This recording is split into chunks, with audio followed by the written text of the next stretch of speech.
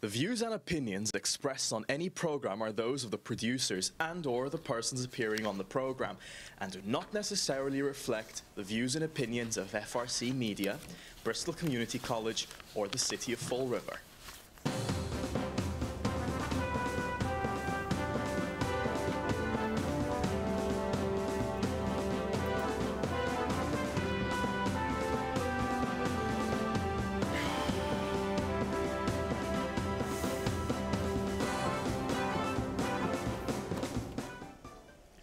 Well, hello. Welcome to Spindle City Straight Talk. I'm Chip. And I'm CJ. And it's a Monday in the Riv. It's Monday in the Riv. And it's actually almost, not quite, but spring-like. Almost spring-like, yeah. Yeah. It's supposed to be like almost 60 degrees today. Yeah.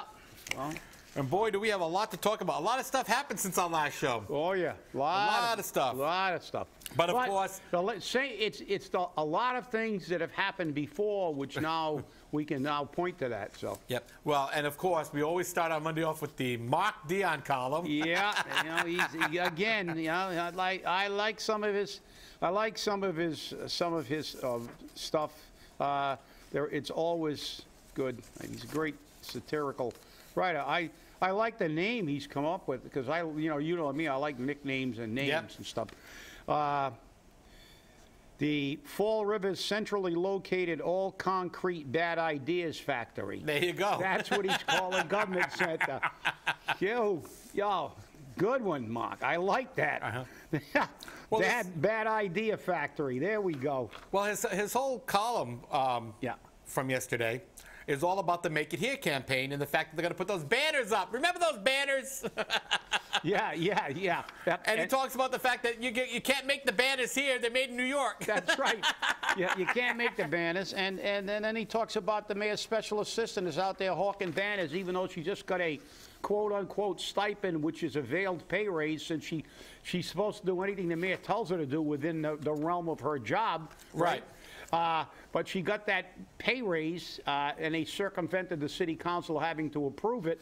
But again, now here she is hawking the mayor's, the mayor's wares on Make It Here, and Make It Here, and they should have under it in smaller print, just in case somebody actually reads one of those banners, say "Not made in Fall River." Make everything but these banners in Fall River. Oh, it's hysterical. I mean, it's tragic, but you actually have to laugh to keep from crying. But I love the way he closed out his column. I want to put a Make It Here banner on my house. I think it'll scare off the burglars. When they see that banner, they're going to know that I'm a property-owning, tax-paying resident of Fall River, and that means I've got nothing left for them to steal. Yeah. Mark, great column. Great column, Mark. Yeah, and so then we should hit probably, because we're going to have to spend some time on a closing. But this too many shots missed. Fall River officially ends Shot Spotter. A while ago, weren't they complaining when they wanted to ditch it the last time that it was picking up too many things like backfires? Right. So. Could it be? But then again, we wouldn't think of that because we're not troubleshooters. We just go, okay, it's too good. It's not good enough, so we'll throw it. Maybe the thing's not being maintained properly. But remember, this became a campaign issue. Yeah. The one candidate was all for shot spotter because it was a tool that the police department had. That was candidate Linda Pereira. Then you had the mayor saying, no, it's a waste of money. And then the mayor caved because he was seeing that the Shot Spotter program was getting some traction. So he says, okay, we'll keep it and we'll work it out. We'll see if we can find a fix for it. And then as soon as he could afterwards, shortly after the election, obviously, I mean, it's not even 4 months, he's 4 months into his term, he got rid of it. And that's $120,000 back in his coffers. Yeah, and this is the thing.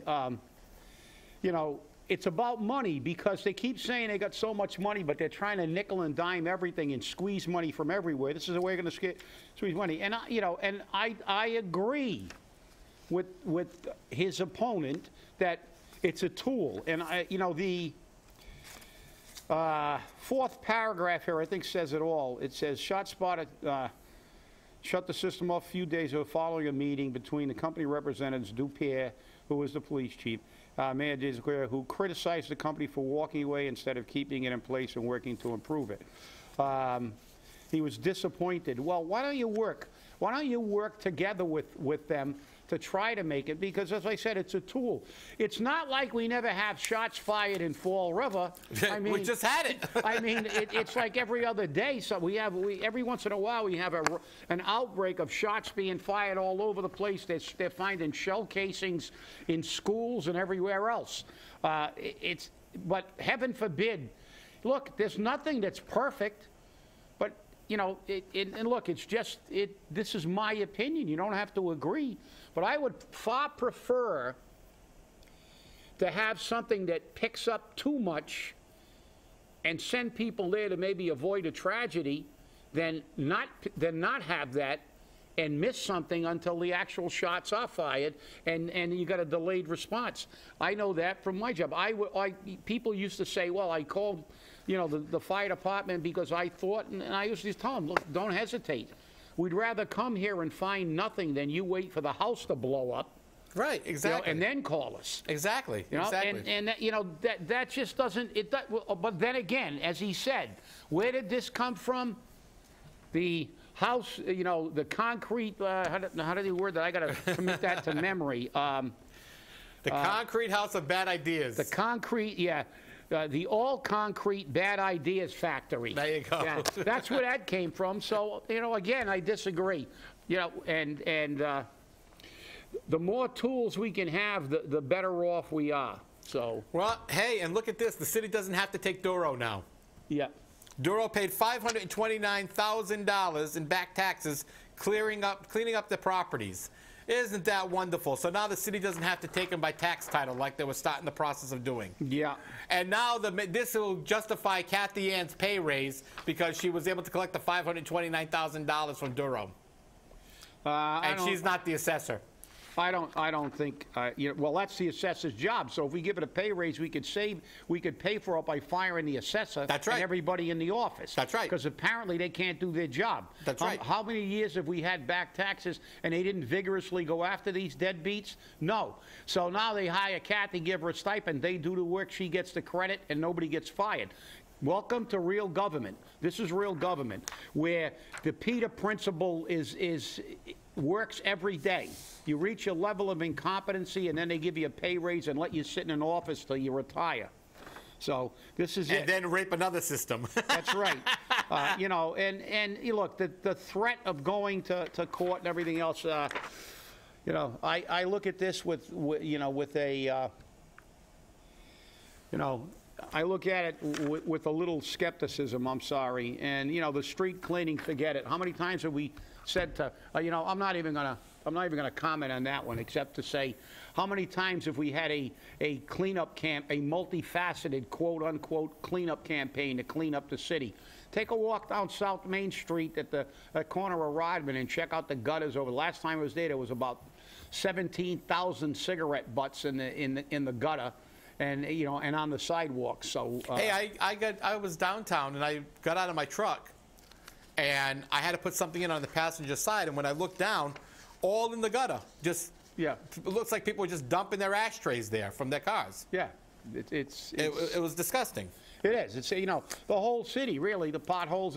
But remember, we're going to take care of the street to nowhere purchase. We're going to put facades on the buildings, hey, make it here, even though it wasn't made here, you know, all over that street, and they're going to come. It's like Field of Dreams. They're all going to come. If you make it, they will come. Stop their cars on the way to the Cape or Newport, jump out of the car and say, let's go to Purchase Street in Fall River, because they got a new facade.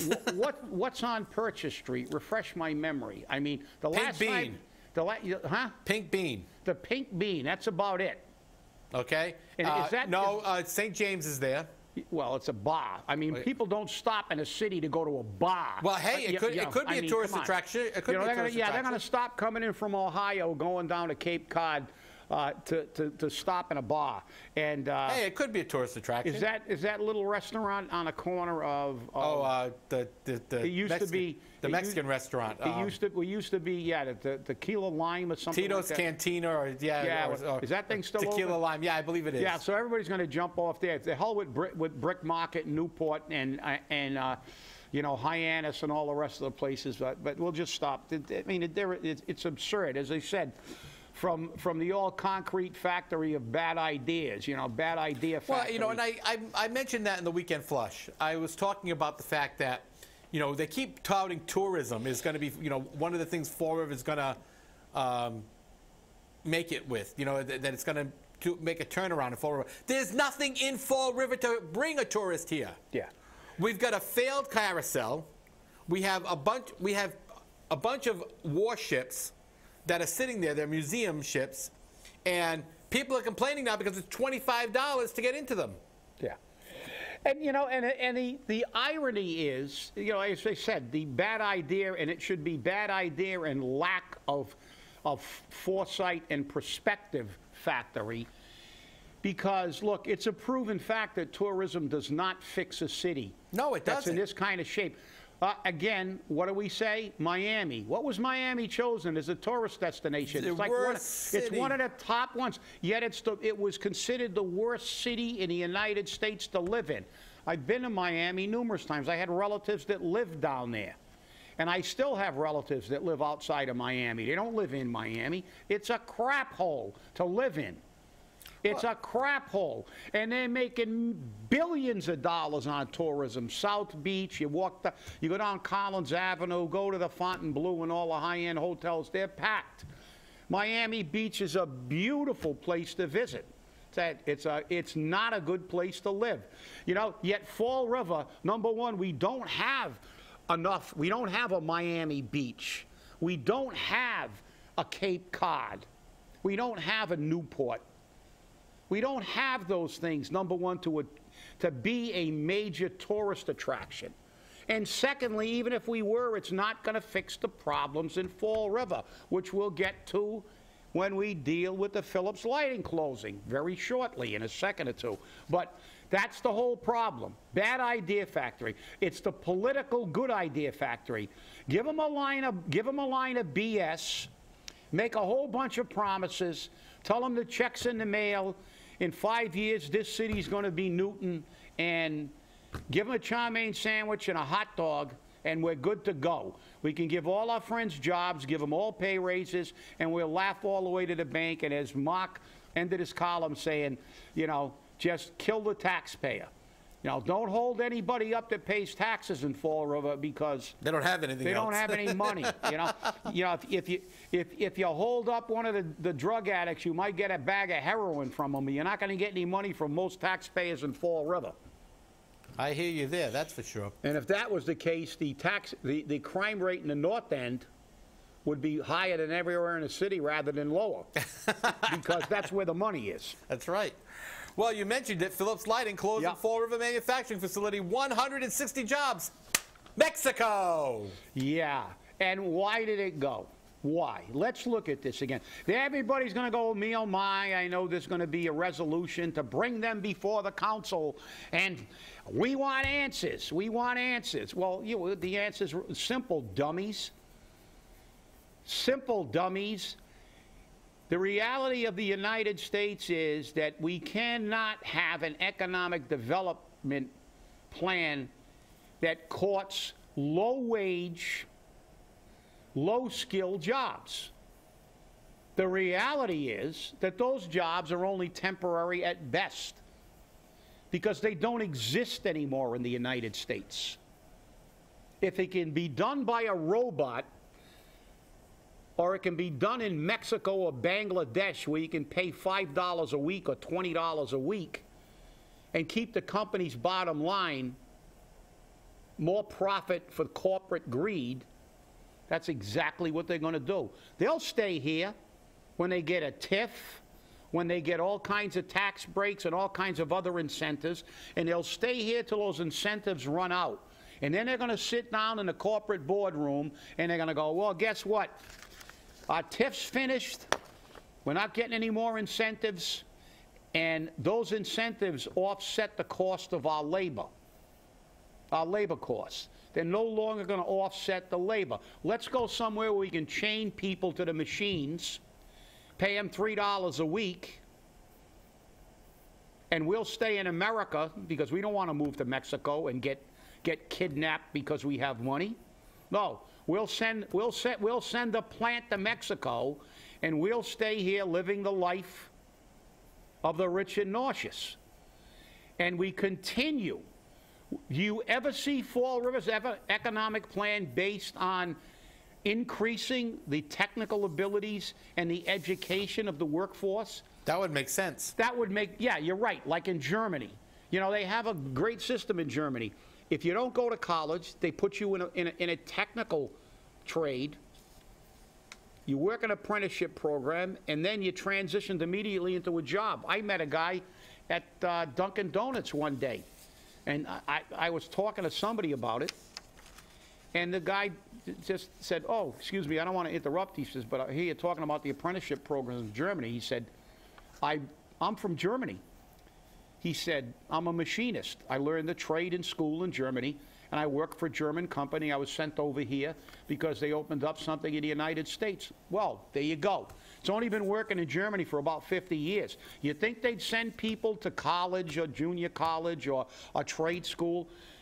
Because, you know, the reality is the United States, these people are not going to work for 20 bucks a week.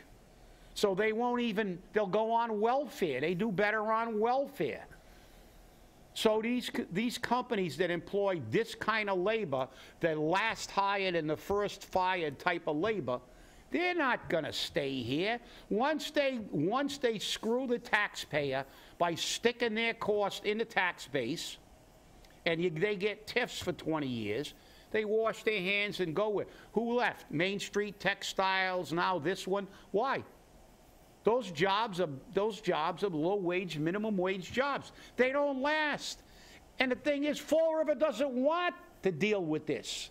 They actually come out against it. When they were talking about a casino in Fall River and bringing in jobs, everybody from the industrial park ran down to the city council to protest.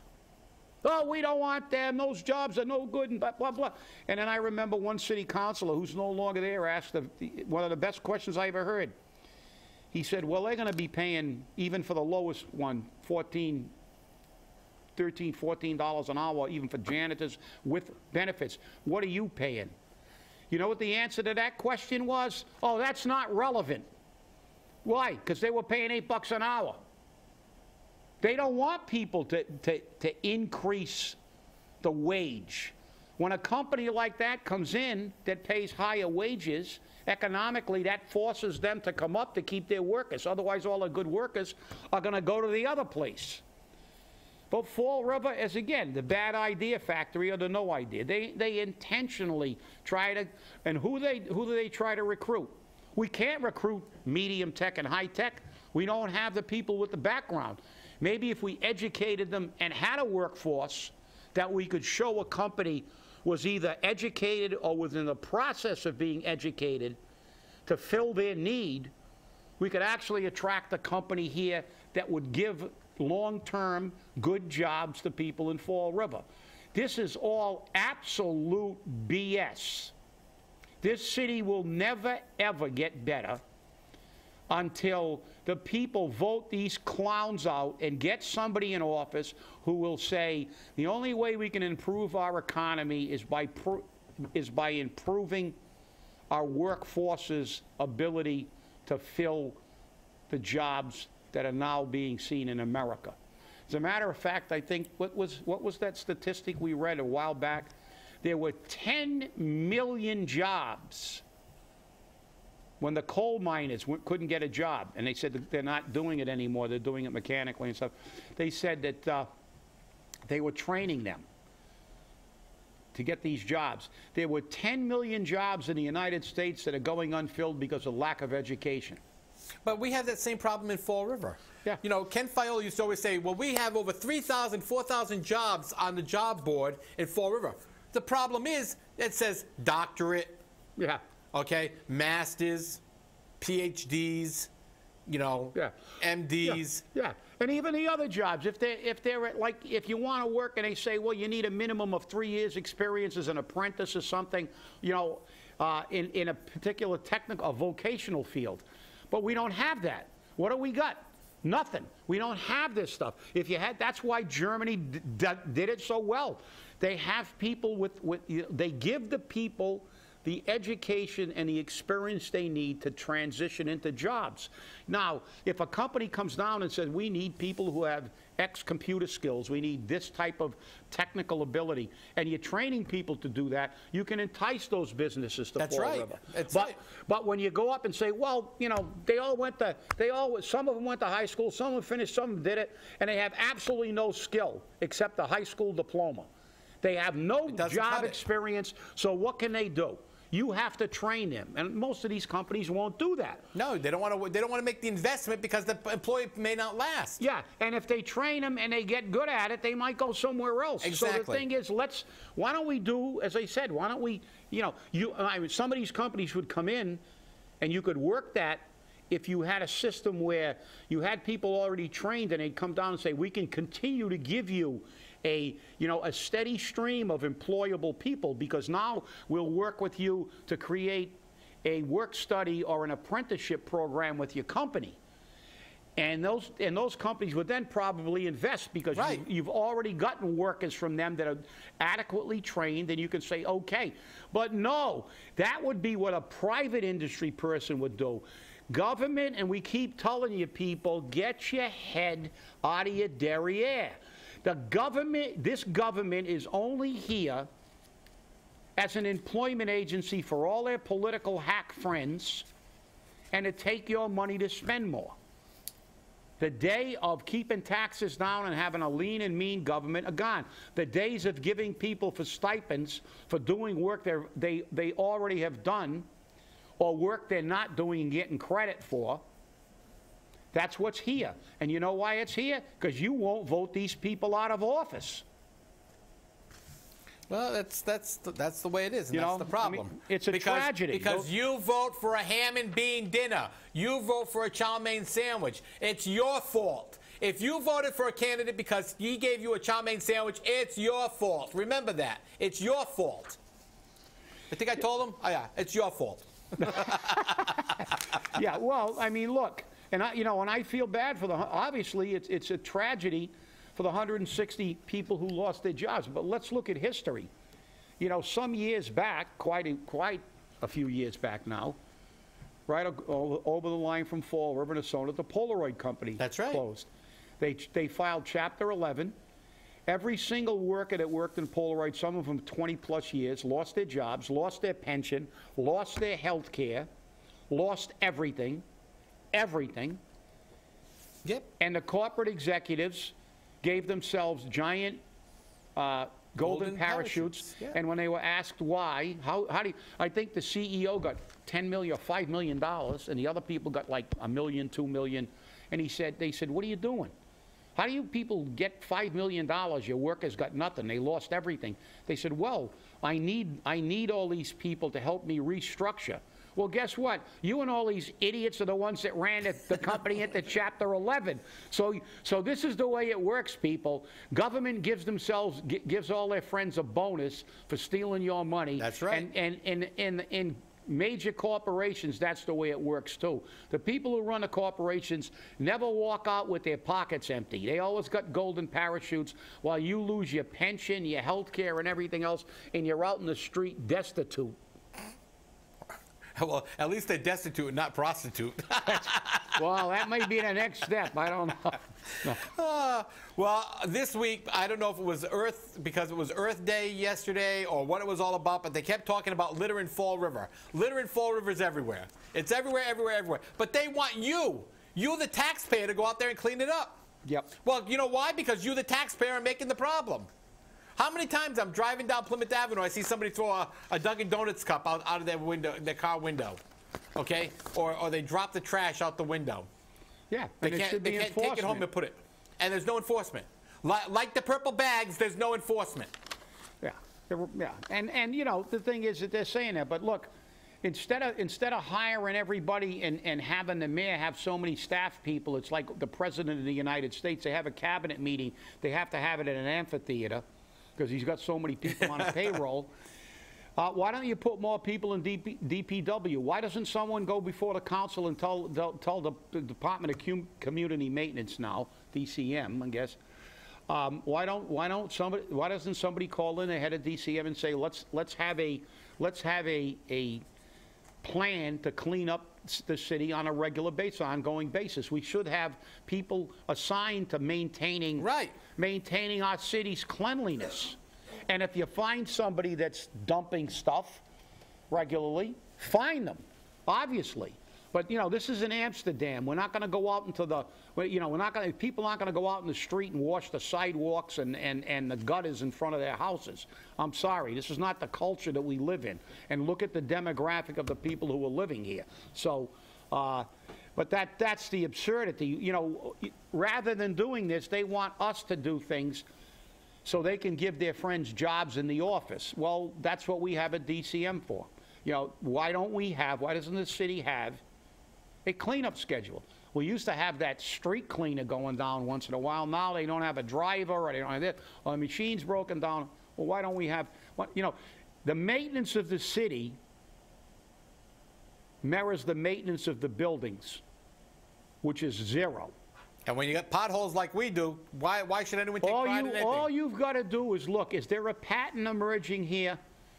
The streets aren't maintained, pothole-wise or cleanliness-wise. The buildings haven't been maintained in years. No. They're all in disrepair.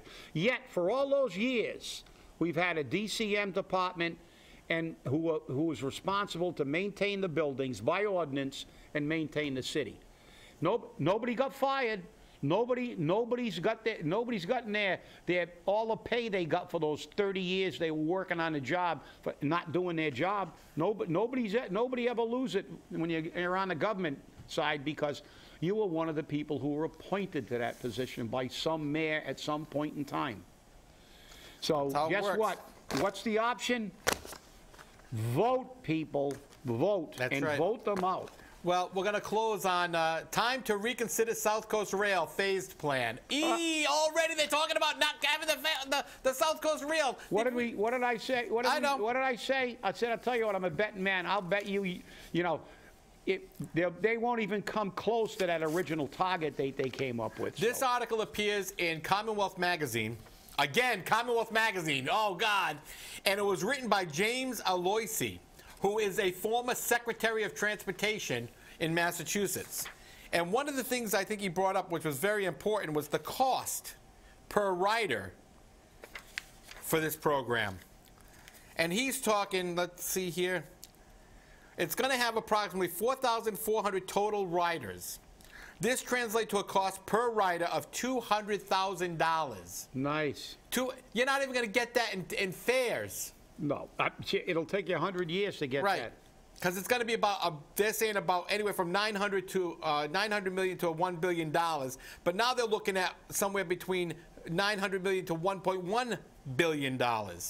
And that's on the phase project. And when they see how much money they lose in this, they're probably not going to go into phase 2. Absolutely And this is the MBTA, which is already going broke. I got to mention one thing, CJ, and I meant to mention it at the top of the show, but one of Fall River's best and brightest, who was born in Fall River and never lived in here, just passed away. The name is Robert Delaney. I won't read the obituary because it's about 3 pages long. He worked everywhere, the Pentagon. He was an NBC consultant. He went to the Special Warfare Center at Fort Bragg, the naval colleges, etc. You can look at it at legacy.com, the obituary notice. I don't know if Fall River's picked it up, but the man was amazing, and he was born in Fall River, but he lived in Newport, Cape Cod, and Venice, Florida, which shows the trait.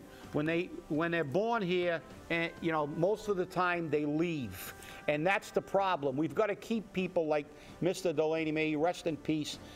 Who was a brilliant, brilliant man who passed away at 92 years old. By all means, please read his obituary. And when you do that, stay angry. Stay angry, people. We'll see you on Wednesday.